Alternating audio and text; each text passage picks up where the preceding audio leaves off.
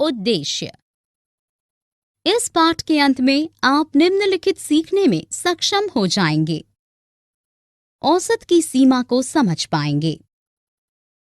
परिक्षेपण मापों की आवश्यकता के बारे में जान पाएंगे। परिक्षेपण के परिकलन की विभिन्न विधियां जान पाएंगे। विभिन्न विधियों का उपयोग करके परिक्षेपण का परिकलन जान पाएंगे। निरपेक्ष और सापेक्ष परिक्षेपण के बीच अंतर जान पाएंगे। लॉरेंस वक्र के बारे में जान पाएंगे। परिक्षेपण की माप प्रस्तावना। परिक्षेपण क्या है? परिक्षेपण हमें वह सीमा बताता है जिस सीमा तक वितरण के मूल्य मान वितरण के औसत से भिन्न होते हैं। विचरण की सीमा पता लगाने में सहायता करने वाली कई मापें हैं, जैसे परास, चतुर्थक विचलन, मानक विचलन, माध्य विचलन। इन सभी विधियों द्वारा एक संख्यात्मक मूल्य दिया जाता है। लेकिन परिक्षेपण का मापन करने की एक आरेखीय विधि भी है। इन सभी मापों के बीच अंतर यह है कि परास और चतुर्थक विचलन प्रसार का परिकलन करके परिक्षेपण का मापन करते हैं, जिसमें मूल्य स्थित होता है। माध्य विचलन और मानक विचलन वह सीमा का पता लगाते हैं जिस सीमा तक मूल्य औसत से भिन्न होता है। मूल्यों के प्रसार पर आधारित माप। परास, यह वितरण में सबसे बड़े और सबसे छोटे मूल्य के बीच का अंतर है। R बराबर L घटा S। परास का उच्च मूल्य उच्च परिक्षेपण का द्योतक होता है और परास का निम्न मूल्य निम्न परिक्षेपण का द्योतक होता है। परास समझने और उपयोग करने के लिए एक बहुत ही सरल विधि है। उदाहरण के लिए, एक निश्चित गांव के एक पुरुष निवासी की नाड़ी दर। चतुर्थक विचलन, यदि एक भी अत्यंत उच्च या निम्न मूल्य परास है तो इस परास मापन का कोई फायदा नहीं है। ऐसी स्थिति में यदि आंकड़ों को 4 समान भागों में विभाजित किया जाता है, जिसमें से प्रत्येक में 25% मूल्य होते हैं, हमें चतुर्थकों और माध्यिका के मूल्य मिलते हैं। ऊपरी और निचले चतुर्थक का उपयोग अंतर चतुर्थक परास का परिकलन करने के लिए किया जाता है, जो कि Q3 से Q1 है। अंतर चतुर्थक परास वितरण में 50% मध्य मूल्यों पर आधारित होता है। अंतर चतुर्थक परास के आधे भाग चतुर्थक विचलन QD कहा जाता है।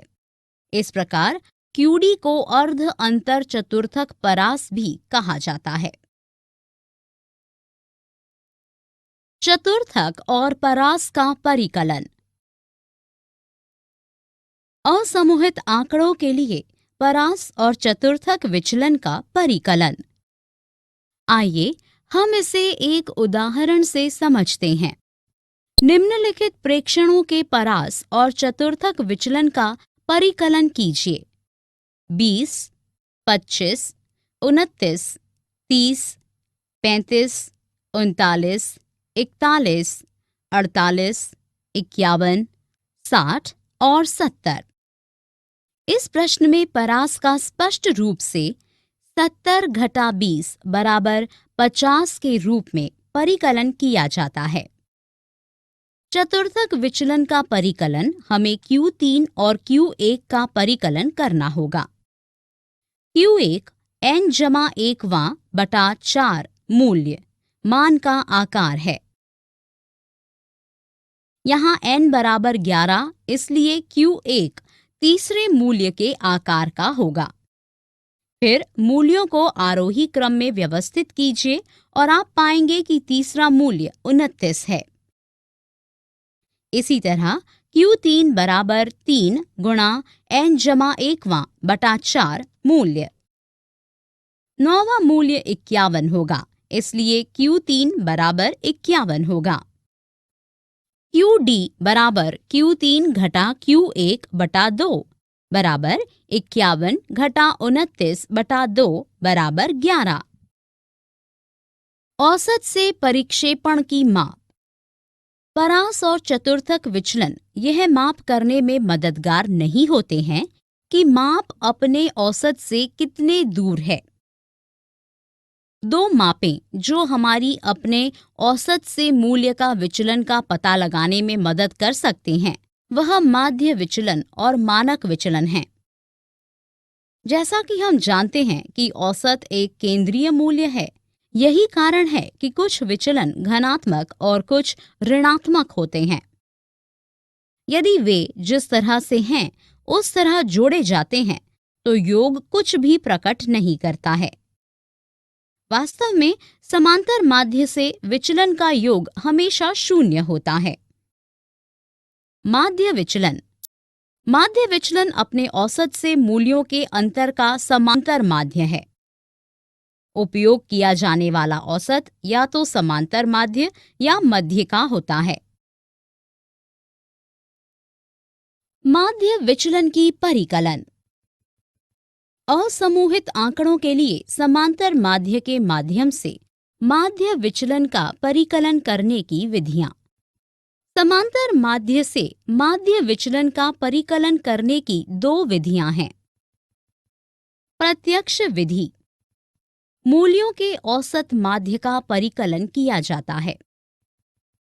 फिर प्रत्येक मान और समांतर माध्य के बीच के अंतर का परिकलन किया जाता है। इन अंतरों के औसत माध्य को माध्य विचलन कहा जाता है। असमूहित आंकड़ों के लिए मध्यिका से माध्य विचलन। मध्यिका का परिकलन कीजिए। मध्यिका से निरपेक्ष विचलन का परिकलन कीजिए और उन्हें बहुलक के रूप में निरूपित कीजिए। इन निरपेक्ष विचलनों का औसत ज्ञात कीजिए और यह माध्य विचलन है। संतत वितरण के लिए माध्य से माध्य विचलन। वितरण के माध्य का परिकलन कीजिए। निरपेक्ष विचलन का परिकलन कीजिए। F बहुलक मूल्य प्राप्त करने के लिए प्रत्येक निरपेक्ष विचलन को उसकी संबंधित बारंबारता से गुणा कीजिए। योग F बहुलक प्राप्त करने के लिए उनका योग कीजिए। दिए गए सूत्र को लागू कीजिए। माध्य विचलन x बार बराबर योग F बहुलक D बटा योग F। मानक विचलन। मानक विचलन माध्य से वर्ग विचलन के माध्य का धनात्मक वर्गमूल है। इसलिए अगर 5 मूल्य x1, x2, x3, x4 और x5 है तो पहले हम उनके माध्य का परिकलन करेंगे। तब माध्य से मूल्यों के विचलन का परिकलन किया जाता है। इन विचलनों का वर्ग किया जाता है। विचरण का धनात्मक वर्गमूल मानक विचलन होता है। असमूहित आंकड़ों से मानक विचलन का परिकलन। एकल मूल्य के मानक विचलन का परिकलन करने की 4 विधियां हैं। इन सभी विधियों द्वारा मानक विचलन का एक ही मूल्य दिया जाता है। मानक विचलन का परिकलन। वास्तविक माध्य विधि। मान लीजिए कि हमें निम्नलिखित मूल्यों मानों 5, 10, 25, 30, 50 के मानक विचलन का परिकलन करना है।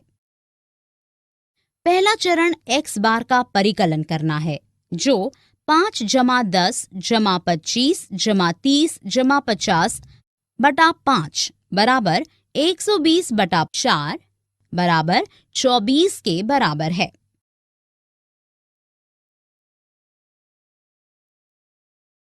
कल्पित माध्य विधि। कल्पित माध्य विधि आंकड़ों के समुच्चय के समांतर माध्य और मानक विचलन का परिकलन की विधि है। यह हाथ से सटीक मूल्यों का परिकलन करना सरल बनाती है। प्रत्यक्ष विधि। हम विचलन लिए बिना मूल्यों से सीधे मानक विचलन का परिकलन कर सकते हैं। सूत्र इस प्रकार है। मानक विचलन बराबर अंडर रूट योग x वर्ग बटा n घटा x वर्ग। पद विचलन विधि। यदि मूल्य एक सामान्य गुण से विभाज्य है तो उन्हें इस प्रकार विभाजित किया जा सकता है और परिणाम स्वरूप आने वाले मूल्यों के मानक विचलन का परिकलन किया जा सकता है। सूत्र इस प्रकार है। मानक विचलन बराबर अंडर रूट d डैश वर्ग बटा n गुणा c। संतत बारंबारता वितरण में मानक विचलन। निम्नलिखित में से किसी भी एक विधि द्वारा समूहित आंकड़ों के लिए मानक विचलन का परिकलन किया जा सकता है। वास्तविक माध्य विधि, कल्पित माध्य विधि, पद विचलन विधि। वास्तविक माध्य विधि। वास्तविक माध्य विधि के माध्य से मानक माध्य का परिकलन करने का सूत्र है मानक विचलन बराबर अंडर रूट एफ डी वर्ग बटा n। कल्पित माध्य विधि। कल्पित माध्य से विचलन लेकर मानक विचलन का परिकलन किया जा सकता है। सूत्र इस प्रकार है। मानक विचलन बराबर अंडर रूट योग एफ डी वर्ग बटा n घटा योग एफ डी बटा n होल स्क्वायर। पद विचलन विधि।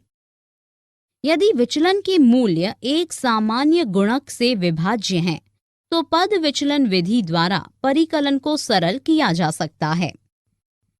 सूत्र इस प्रकार है।